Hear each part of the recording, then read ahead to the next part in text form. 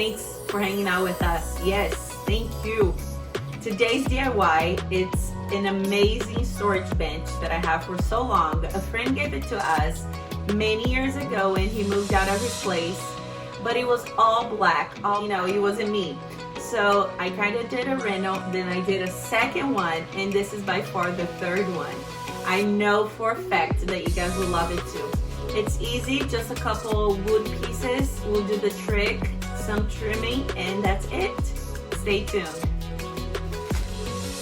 So this is the before of the storage bench. As you can see, it was a little damaged from daily usage. So was the fabric. So I bought a new fabric for the seat and I stapled through it all around, and nothing special, just as easy as it seems. And then apply a little fabric protector on top of it.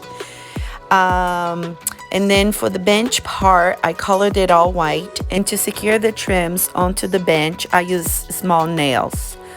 As you can see, the edges over there, there is a little gap because I cut it with a handsaw. A handsaw don't make precise cuts, so I just filled that little hole with wood filler.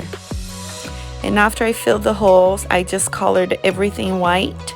And to finish it all up, I applied this clear sealant on top and throughout, and that was it.